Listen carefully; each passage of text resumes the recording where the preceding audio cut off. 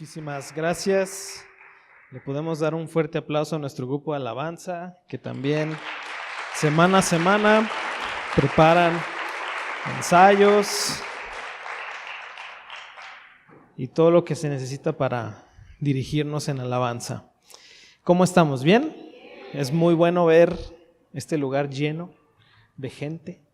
Qué bueno que decides venir a la iglesia, venir a aprender un poco más de Dios, de su palabra, estar en comunidad con Dios y con nuestros hermanos en Cristo. Pues ya escucharon, tenemos celebraciones de Pascua, queremos darle el peso que se merece a estas fechas. Bien dijo Gera, por toda la Biblia hay un montón de fiestas. Para todo Dios les mandaba una ley, una ordenanza para hacer una fiesta, y era con el motivo de que celebraran y de definir su identidad, como bien dijo Gerardo.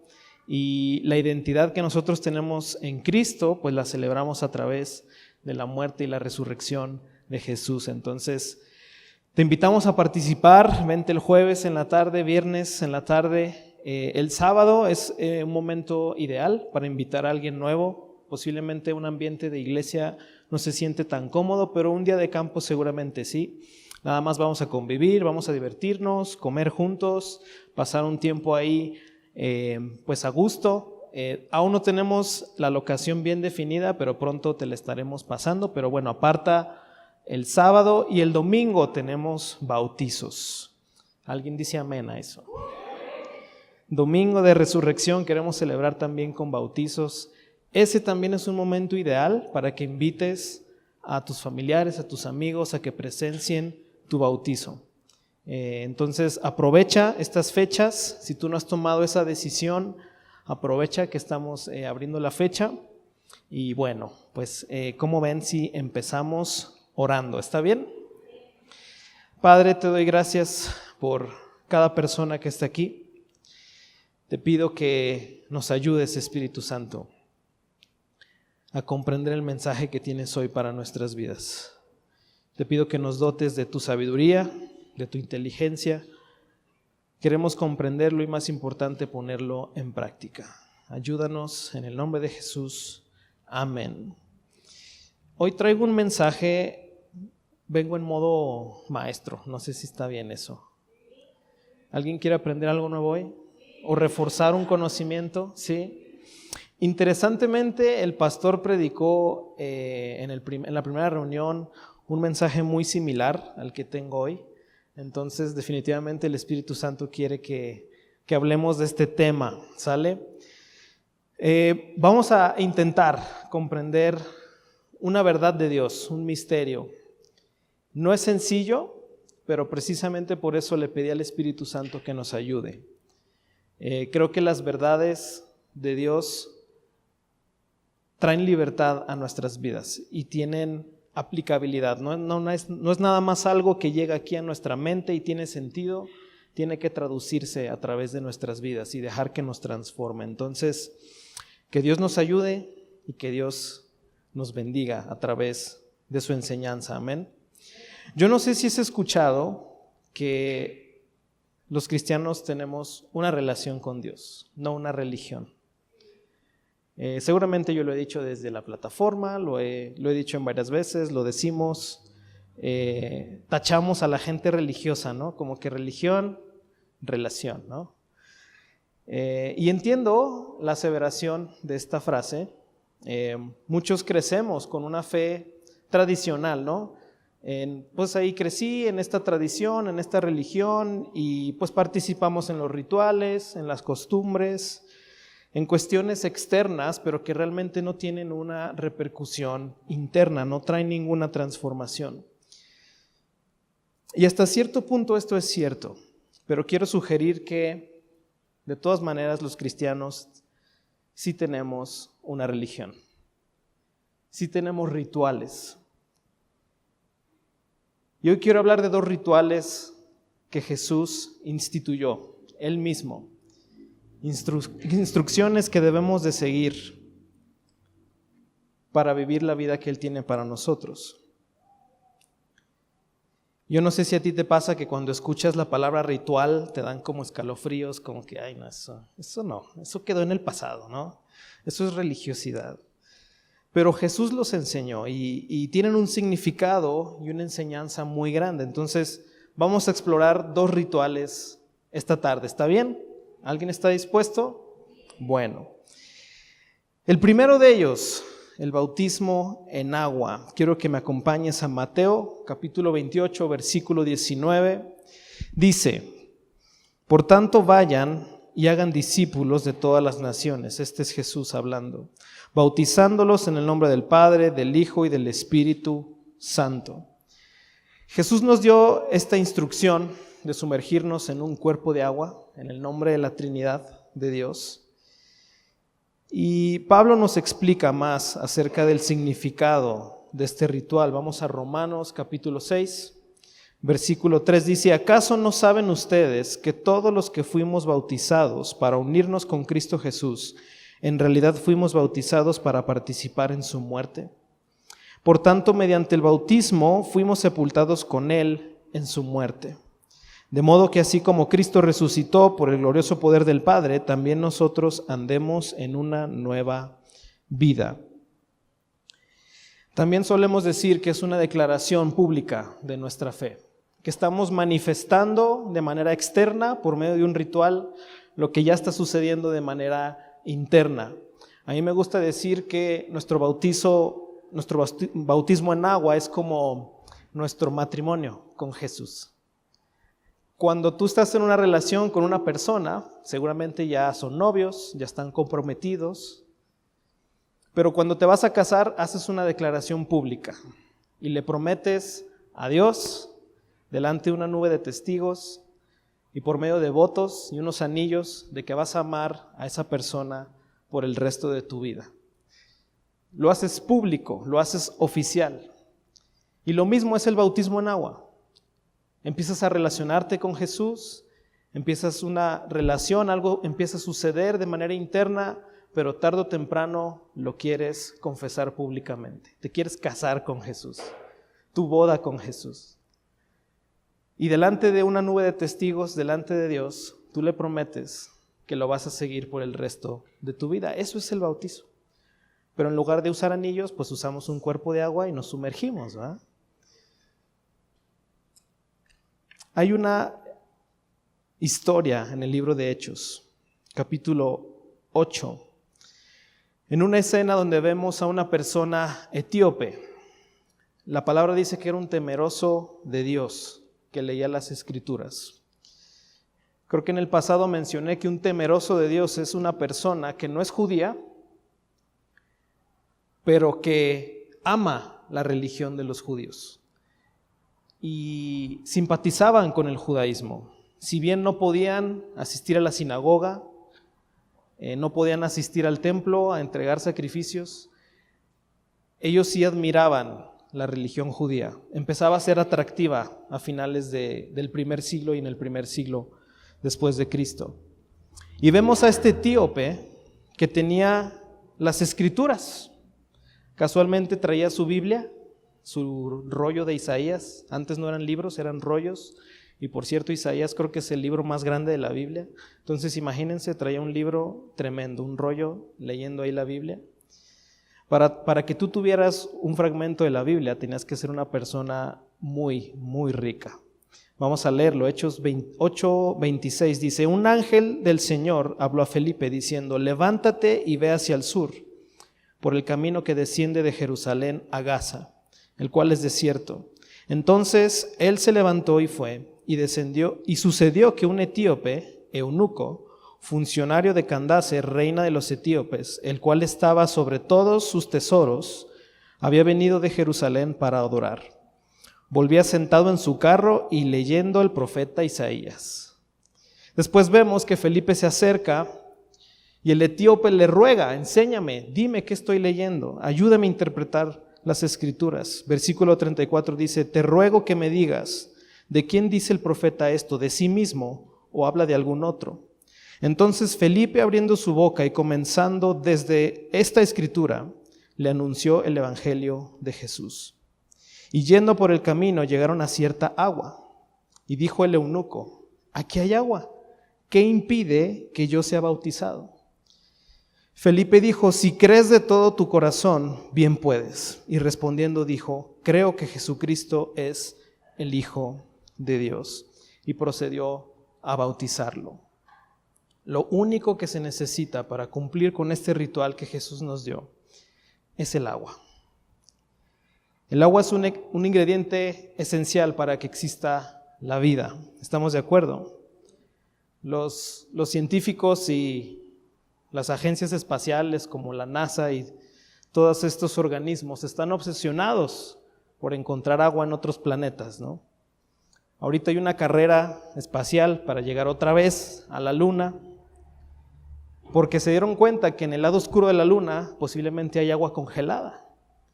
Y si la idea es establecer una base lunar, pues quieres hacerlo cerca del agua. Y por otro lado también están buscando planetas donde haya agua en estado líquido, porque ellos saben que donde hay agua en estado líquido, posiblemente haya vida, ¿no?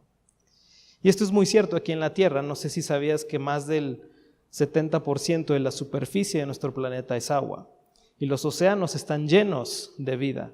Conocemos más el espacio, el universo, que nuestros propios océanos. Todos los días se encuentran especies nuevas, marinas. No conocemos, algunos dicen, ni el 5% de las especies marinas que existen en este planeta. Donde hay agua, hay vida. Y por otro lado, donde escasea el agua, como por ejemplo un desierto, pues casi no hay vida. Y sabes, es sumamente interesante que Jesús haya elegido el agua como medio para cumplir con este ritual. Porque el agua es un elemento muy abundante. Aunque pareciera que no, tú cava un pozo en un desierto y tú vas a encontrar agua. Donde quiera que tú estés, hay agua. A veces a una profundidad de 2 o 3 metros, a veces a un poco más, pero donde quiera que tú hagas un pozo, ahí hay agua. Y el agua existe en su estado natural. Sabemos que hay vapor de agua, sabemos que hay hielo en los polos, pero en su mayoría el agua está simplemente en estado líquido. El agua es un verdadero milagro y sobre todo es un regalo de Dios. Quiero sugerir que el bautismo en agua habla de la naturaleza de la salvación que Cristo Jesús nos trajo. Es un regalo. Aquí hay agua, ¿qué impide que yo sea bautizado?, dijo el eunuco. Nada, le respondió Felipe. Bien puedes bautizarte, solo cree de todo tu corazón y puedes ser salvo. La salvación es un regalo. Este ritual que Jesús nos dio no nada más es un simbolismo de su muerte y de su resurrección, sino también de la naturaleza de la salvación. Los teólogos le llaman a esto la economía de la salvación. ¿Cómo funciona? ¿Cuál es la dinámica? Solo necesitas recibirla. Al igual que el agua, no necesitas fabricarla, sintetizarla, procesarla. Existe por sí sola, no tienes que esforzarte para crear agua. Lo mismo es nuestra salvación. ¿Alguien dice amén a eso? ¿Alguien aquí está agradecido por lo que Jesús hizo en esa cruz? La salvación es un regalo. Esa es la primera enseñanza que podemos aprender de este ritual del bautismo en agua. El otro ritual que Jesús nos dejó es la Santa Cena. En la tradición católica se le conoce como la Eucaristía. Mateo 26, si me acompañan, versículo 26. Dice: mientras comían, Jesús tomó pan y lo bendijo. Luego lo partió, se los dio a sus discípulos diciéndoles: tomen y coman, esto es mi cuerpo. Después tomó una copa, dio gracias y se las dio a ellos diciéndoles: beban de ella todos ustedes, esto es mi sangre del pacto, que es derramada por muchos para el perdón de pecados. Les digo que no beberé de este fruto de la vid desde ahora en adelante, hasta aquel día en que beba con ustedes el vino nuevo en el reino de mi Padre. Pablo extiende en esta idea y nos expande más el significado de este ritual.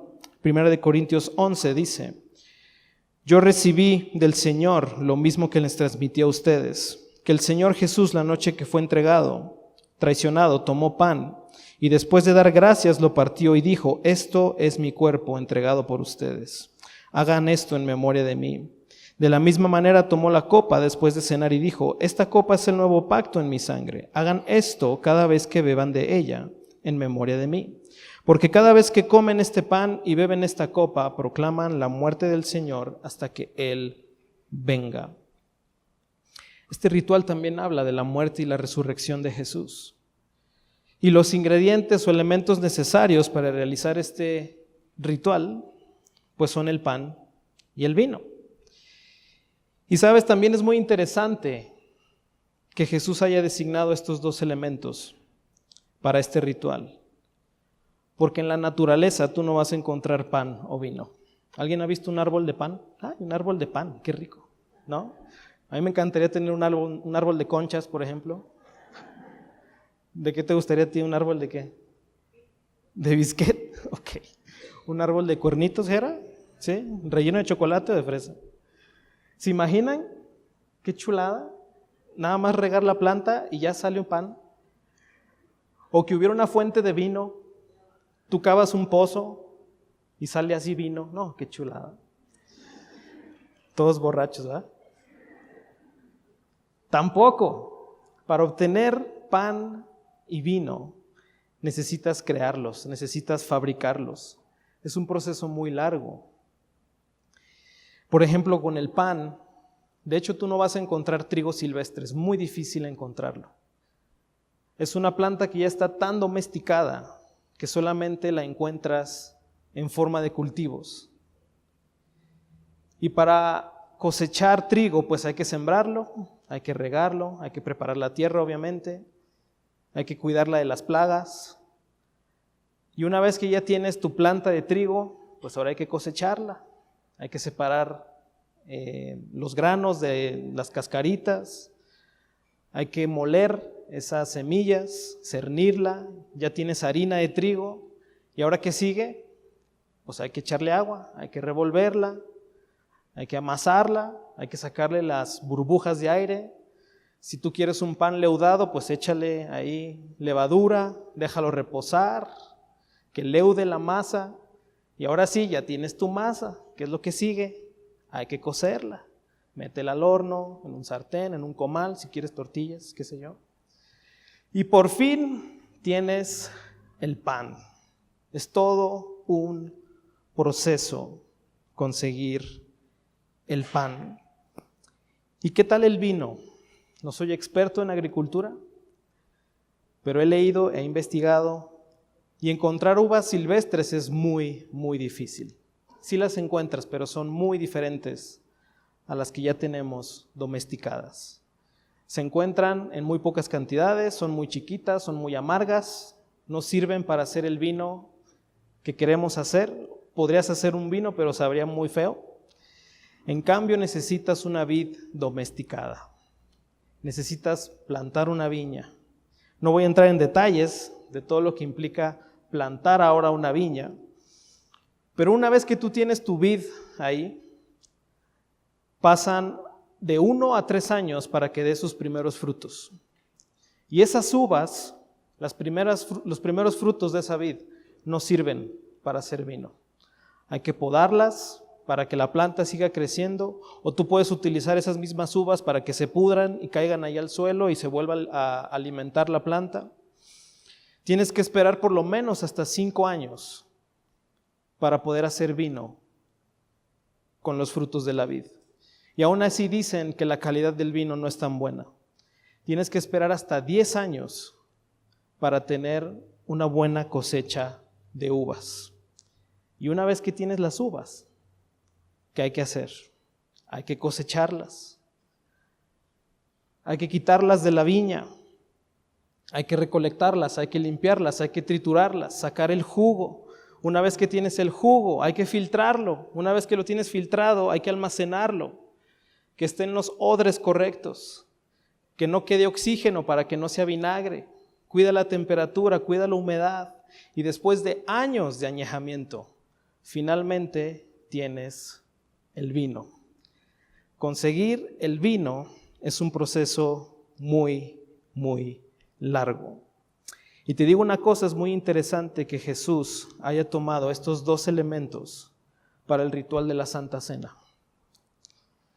Hay que esforzarnos para conseguirlos, ¿estás de acuerdo? Y aunque la Santa Cena es un recordatorio de su muerte en la cruz y de su inminente regreso, este ritual también nos habla de la naturaleza de la salvación. Hay que esforzarnos para conseguirla. ¿Alguien dice amén a eso? Ya nadie dijo amén ahí, ¿verdad? Y tú dirás, pues ahora sí ya me confundí. Me acabas de decir que la salvación es un regalo y ahora me estás diciendo que tengo que esforzarme para conseguirla. O es una o es la otra, ¿no? Dirás. Vamos a la explicación, ¿les parece? Son las dos. Las verdades más profundas del cristianismo se tienen que comprender así. Pensemos en la Trinidad de Dios. Dios es uno, ¿verdad? Pero son tres, pero es uno. Dios Padre, Dios Hijo, Dios Espíritu Santo. Y durante casi más de 2 milenios, los cristianos hemos creído que la naturaleza de Dios se manifiesta en 3 personas. Nos tachan de locos porque dicen que somos monoteístas, pero adoramos un Dios trino. Nos tachan de locos, obviamente. Pero sabes, a principios del siglo pasado, los científicos creían que ya conocían cómo funcionaba el universo, los mecanismos del universo. Y empezaron a darse cuenta que en sus ingredientes más elementales, la materia, la energía, el espacio, la luz, tienen la misma naturaleza de Dios. Son una cosa, pero también son otra cosa. Por ejemplo, la luz es una onda electromagnética, pero también es una partícula. Y al principio los científicos estaban atónitos, porque no comprendían que el universo, en sus estados más fundamentales, no estuviera determinado, que tú no lo pudieras predecir. Albert Einstein, uno de los científicos más prolíficos del siglo pasado, acuñó una célebre frase que dice: Dios no juega a los dados. Precisamente hablando de que él no creía que el universo tuviera una naturaleza de probabilidad. Tenía que ser un universo determinado. Todo se tiene que poder medir, todo se tiene que poder calcular, predecir. Las cosas o son o no son, él decía. No podía comprender que las cosas fueran 2 cosas al mismo tiempo. O eso no es. Pero un buen amigo de Einstein llamado Schrödinger, no sé ni siquiera cómo pronunciar ese nombre, pero él abrazó la naturaleza del universo. Él entendía que las cosas son y no son. Le dijo a Einstein: ¿quién eres tú para decirle a Dios cómo jugar? ¿Cómo hacer el universo? Años más tarde, Einstein mismo abrazó esta misma idea y postuló una teoría que, por cierto, le dio el premio Nobel de la física, el efecto fotoeléctrico. Si no saben de lo que hablo, no se preocupen. Pero resulta que los cristianos no estamos tan locos después de todo. Dios es uno, pero también son 3. Si los científicos y Einstein, que no necesariamente él era una persona tan religiosa, pueden abrazar esta idea de que las cosas son y no son al mismo tiempo para explicar el universo que nos rodea, ¿cuánto más nosotros debemos abrazar la naturaleza de Dios para comprender el misterio de la salvación? Nuestra salvación es un regalo y hay que esforzarnos para conseguirla. Yo sé que no suena tan lógico, ¿verdad? Pero es interesante que el bautismo en agua, en teoría es un ritual que tú tienes que hacer una vez en tu vida. Yo me bauticé a los 10 años y listo. No necesité ser perfecto, no necesité entrar en un proceso de limpieza o de ayuno o de preparación. No necesitaba ser una persona libre de pecado. Lo único que necesitaba era tomar una decisión, recibir la salvación de Jesús. Lo único que necesitamos es el agua y creer que Jesús es el Señor y Salvador. Una vez en la vida y ya. Y al igual que nuestra salvación es un regalo que Dios nos da una vez por todas. Y por otro lado, la Santa Cena es un ritual que en teoría debemos realizar de manera constante. ¿Alguien se ha dado cuenta de eso? En algunas tradiciones católicas, ortodoxas, cada domingo los congregantes toman la Santa Cena. Toda vez que coman del pan y que coman y tomen del vino, celebran mi muerte hasta que yo regrese. Y sabes, para poder realizarlo necesitas cocer unos panes, necesitas fermentar unas uvas, necesitas poner esfuerzo y empeño para realizar ese ritual. Y al igual que nuestra salvación, tenemos que esforzarnos una y otra vez para alcanzarla. ¿Alguien está entendiendo lo que estoy diciendo? ¿Alguien está entendiendo lo que estoy diciendo? ¿Sí? Solo la primera fila. Ustedes van a comprender los misterios de Dios. Yo sé que esto suena muy confuso, pero si aprendemos a abrazar los misterios de Dios, las verdades de Dios, vamos a poder rendir fruto y dejar que estas verdades nos transformen.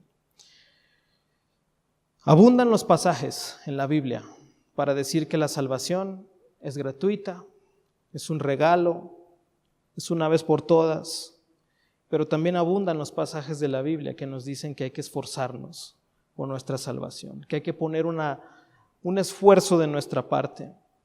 Durante muchos años, siglos, este tema ha causado división en la iglesia. O es una cosa o es la otra. Y un bando abraza una verdad y el otro bando abraza otra verdad. Quiero sugerir que lo mejor que podemos hacer es abrazar ambas verdades, mantenerlas en tensión. Generalmente, cuando hablamos de tensión, la palabra tensión es como una palabra que trae una connotación negativa, ¿no? Se ve tenso el ambiente, como que estás tensa, me duele un músculo, estoy como tenso. Pero la tensión es buena y es necesaria. Mira, yo estudié ingeniería civil y hay elementos estructurales que tienes que mantener en tensión para que una estructura no se caiga. La tensión es buena y es necesaria. La cuerda de una guitarra, de un piano, tiene que estar tensa para emitir una melodía. La tensión es buena y debemos aprender a abrazar estas verdades, no yéndonos a un extremo o al otro, sino buscando un punto medio sano y saludable. Abrazar a veces las dos verdades. La semana pasada, por cierto, hablé de la importancia de esforzarnos por nuestra salvación. Si no tuviste la oportunidad de escuchar el mensaje, seguramente va a estar en YouTube a partir de ya. Y hablé de un pasaje en 2 de Pedro que quiero que leamos de nuevo. Dice, 2 de Pedro, capítulo 5, versículo 3. Su divino poder, al darnos el conocimiento de aquel que nos llamó por su propia gloria y excelencia, nos ha concedido todas las cosas que necesitamos para vivir con devoción. Así Dios nos ha entregado sus preciosas y magníficas promesas para que ustedes, luego de escapar de la corrupción que hay en el mundo debido a los malos deseos, lleguen a tener parte en la naturaleza divina. Promesas de Dios, regalos de Dios.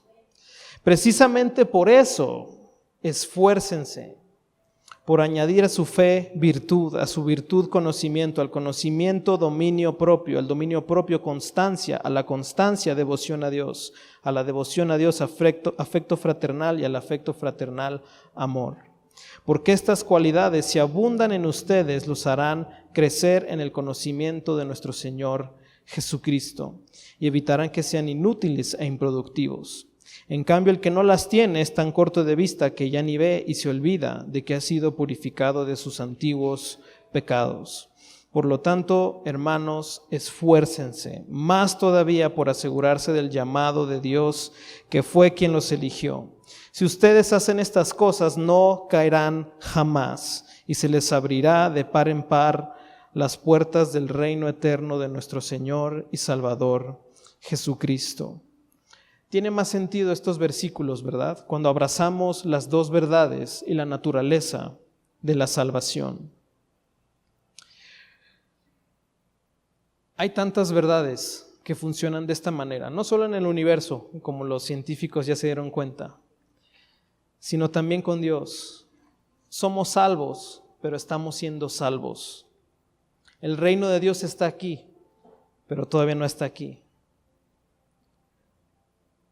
Y así hay muchos misterios de Dios. Debemos abrazar la naturaleza de Dios. De ahí la importancia también de la Trinidad, porque esa es la esencia de Dios y así es como trabaja. Debemos esforzarnos por esa salvación que tanto Dios nos dio. Pareciera que no tiene sentido lo que digo, pero créanme, así es como funcionan las verdades de Dios, los misterios de Dios. A veces no hace falta comprenderlas, solamente vivirlas. En muchas ocasiones solamente hay que obedecer y posteriormente entendemos lo que Dios nos pide. ¿Por qué no nos ponemos de pie ya para terminar?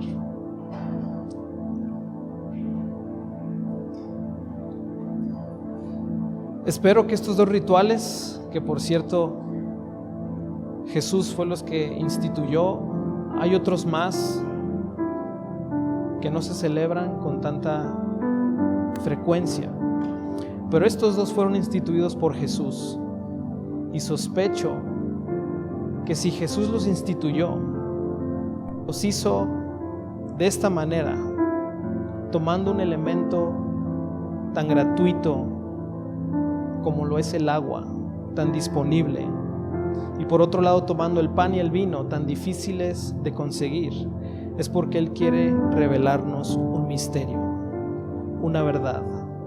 Nada es por coincidencia. Vamos a pedirle al Espíritu Santo que nos ayude a aterrizar todo esto de manera práctica.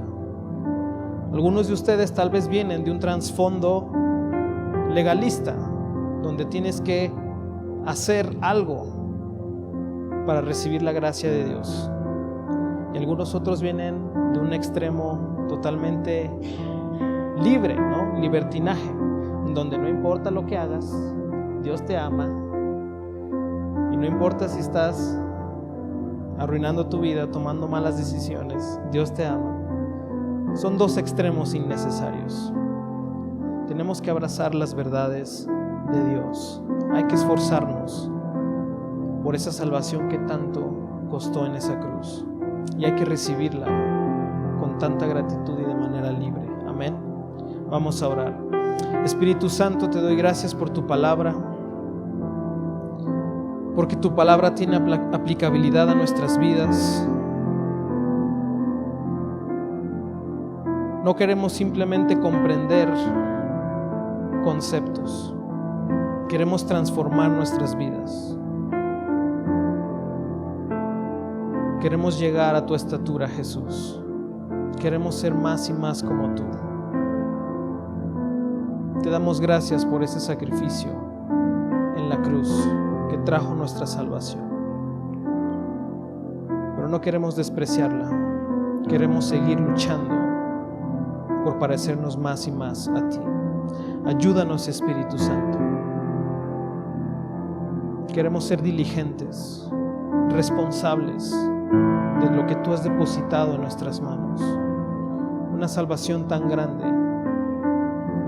que no podemos responder sino más dando nuestra propia vida. por servirte y agradarte, Jesús. Ayúdanos, Espíritu Santo. Gracias, Dios. Gracias por cada persona que está aquí. Gracias por tu obra, Espíritu Santo, en nuestras vidas.